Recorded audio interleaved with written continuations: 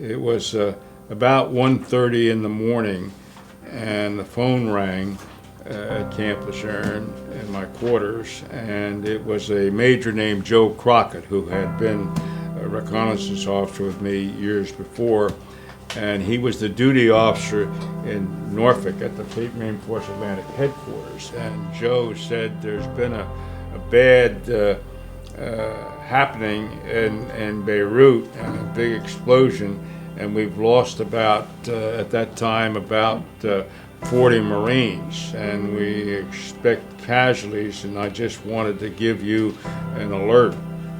And so I got dressed and told Jan we had a problem, and I was going to be in the headquarters, and that gave me time to go into the headquarters to think about this. And then I talked again to General Crockett about it, and then I talked to General Miller, who was the force commander, about 4:30.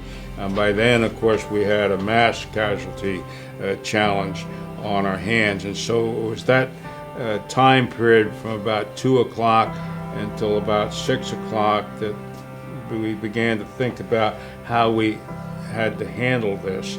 And I didn't call anybody in. I let them come in at the regular time, and by then we'd already had a concept ready to go, and so we started doing all the things that we knew we'd have to do. One of the problems that we had is in this building, which housed the headquarters of Battalion Landing Team 1-8 and the 1st Battalion 8th Marines.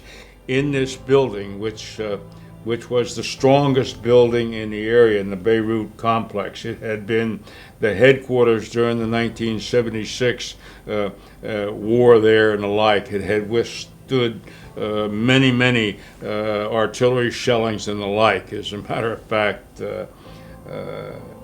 I used to say there were, when I visited over there were two kinds of Marines: the kind of Marines that were living outside that building, the kind that were in it. They liked that part of it. But from the medical standpoint, the sick bay was down in the 6th floor of the building, and all the medical records were down there, and of course all the medical records were all but destroyed as well as a result of the explosion. So that made it even more of a challenge in terms of identifying Marines and sailors that had been killed and seriously wounded, and who they were, and all of that.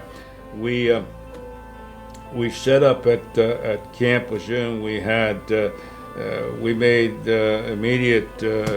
we took immediate action to have officers and staff non-commissioned officers to go with each of the families throughout the country, and we had the chaplains give them a quick school on that type of thing, and what to do and what to look forward to and how to help these families and all of that kind of thing.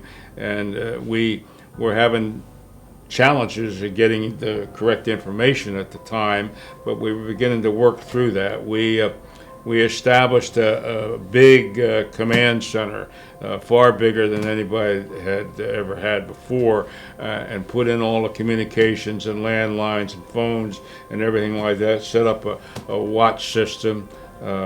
We had very capable people there on the staff. Colonel Harry Jenkins, later General Harry Jenkins, was the G3.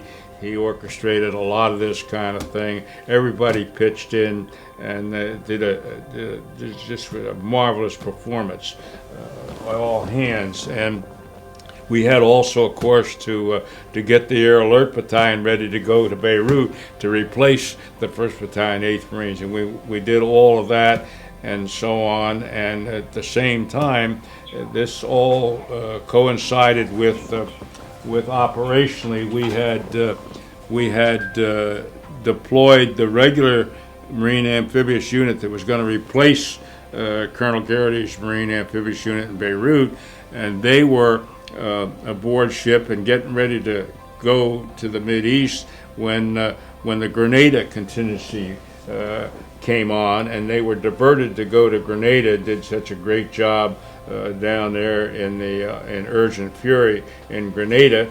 The battalion was commanded by the legendary General Ray Smith, who is well known to all of the Carolina Marines and their families as well.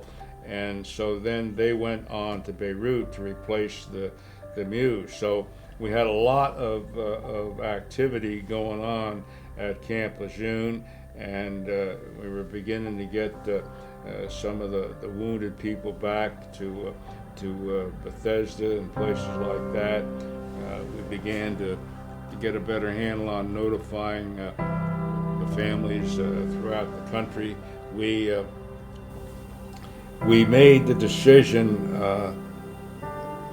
I requested the authority to be in charge of all notifications, Navy, Marine, and the 3 Army people, because I didn't,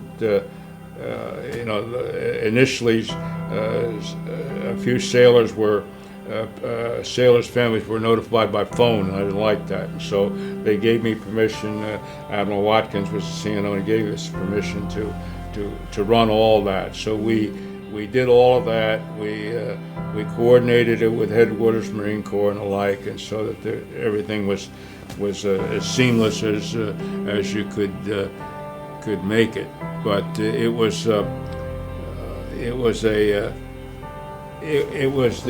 what I sometimes refer to. It was the birth of a whole new relationship with the Carolina Marines and the Carolina families. And the people of Jacksonville, Onslow County, the surrounding areas, everybody really got behind us and provided tremendous support throughout the entire evolution of getting things done. For more on this story, go to themuseumofthemarine.org.